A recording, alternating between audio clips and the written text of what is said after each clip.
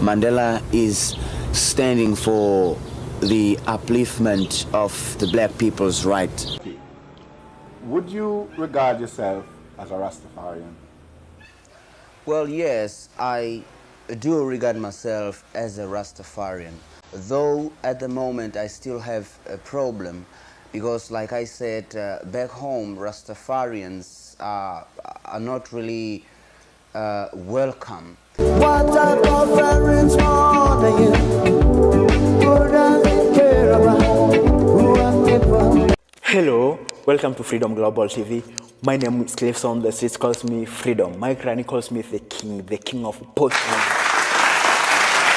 Today, let's talk about the legend of reggae music in Africa and the world at large, Philip Lucky Dube. Philip Lucky Dube was born on that of August 1964 in Imalo, Mpumalanga, South Africa. I was born in a small town in the Eastern Transvaal called Ermelo.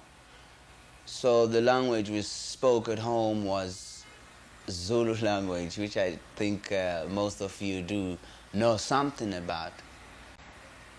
It's this town is in the Eastern Transvaal called Ermelo. It's about 200 km from Swaziland.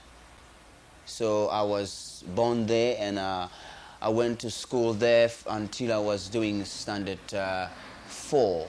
And then after that I moved to another town called Standerton, also in the Transvaal.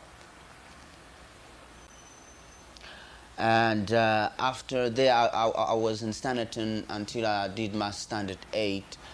After that I went to Newcastle. That is Newcastle, it's situated in Natal, about 300 km from Johannesburg, which is where I met Richard, my producer.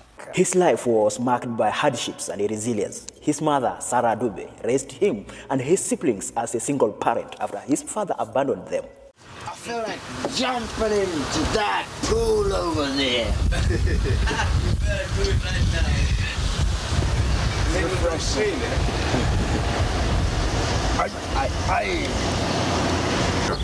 Hi, I'm Lucky Dube. Welcome to Reggae Strong once again.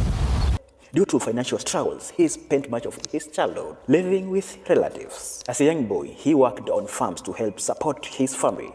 Despite these challenges, he developed a love for music. He first joined the choir in school and later formed a band with friends. Well, I started playing music when I was about 8 years old, but that was just singing in local bands where I lived. But professionally, I started in 1979. Initially, he started his music career in the Mbanganga Zulu traditional music genre before transitioning to reggae music, which made him internationally famous. Now, the thing is, in 1979, I met my producer, the guy who's my producer now, Richard Siluma. I met him. He was with a band called the Love Brothers. So they were playing Bakanga kind of music, which was very popular kind of music back home. Every band used to play that kind of music. And so when I joined this band, I started by playing drums and doing backing vocals and things like that. It's only in 1982 that I recorded my own solo album. His early life experiences of poverty, racial discrimination, and apartheid oppression shaped his music inspiration. Themes like social injustice, love, and unity. Early years and rise to fame in 1980s. Lucky Dube started in Mbanganga's Zulu traditional music in 1970s. My first album that I recorded was called Gudala Ngikuncenga, which was in the Mbaqanga kind of music. That's a Zulu soul music.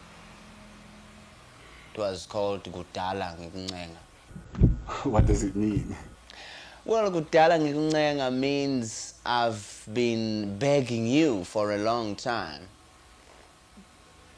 So after this first album, what other albums you recorded?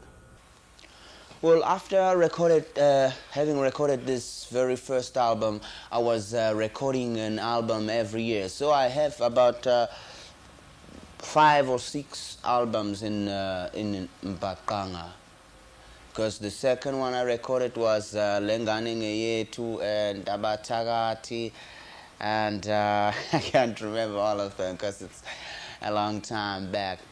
I can't remember all of them, but it's about 5 or 6 Zulu albums that I recorded. Lucky Dube later transitioned to reggae music in 1984 with the album Rastas Never Die, but it was banned by a apartheid regime. Reggae music came to me in 1984 because all along I was playing this Mbaqanga, but it's only in 1984 that I changed and do reggae. Now the thing is, back home, since Mbaqanga was the very popular kind of music, so any band, any upcoming band was doing the same kind of music. Like when you live in Jamaica, you know reggae music being the only kind of music that you can play. So it happened to me in that way. Back home I played Mbaqanga, but after some time, in 1984, this kind of music became somewhat, people get bored because of this music, because every band was playing it, everyone was playing this kind of music, and so people turned not to like it anymore. So now even if I had a message that I wanted to send through to people, it wouldn't come through properly because people didn't like it. And so I thought I should try and sing something fresh, something that the people don't know about, something that will come to them as something new, that will make them listen to me. And so it was only possible through reggae, because no one was doing reggae in South Africa before I started. The first album I made in reggae was called Rastas Never Die. This one was banned because they said I'm promoting Rastafarianism, which they actually don't like, I mean, back home there. Lucky Dube gained popularity from the music like Think About the Jury in 1984 and The Slaves in 1987, which was his major hit. International breakthrough in 1990s. Lucky Dube performed at major international music festivals, including Reggae Splash in Jamaica. Hey, I'm Lucky Dube. Welcome to Reggae Strong once again.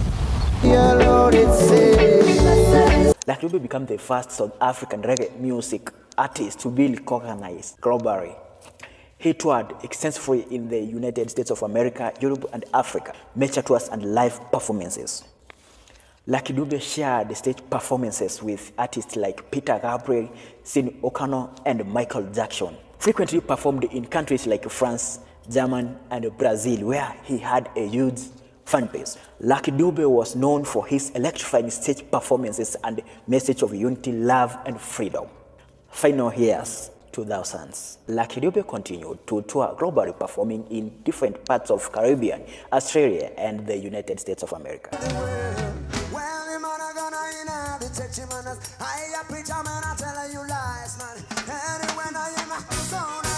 His album, Respect, 2006, featured hit songs he performed live at his final concerts. Tragically, Lucky Dube was killed on October 2007 in Johannesburg, South Africa. Legacy. Lucky Dube will be remembered as one of Africa's greatest reggae musicians. His live performances continue to be celebrated through his tribute concerts worldwide. Songs like Prisoner, Remember Me, and Different Colors One People remain anthem in reggae culture. Thanks for watching. My name is Cliffs on the Streets Calls Me Freedom. Till next time, stay safe and always spread love. This, because then everybody in Africa is going to be so jealous. Listen, do you know when I watch your concerts, the bit I love in your concerts is like you're working up a sweat like.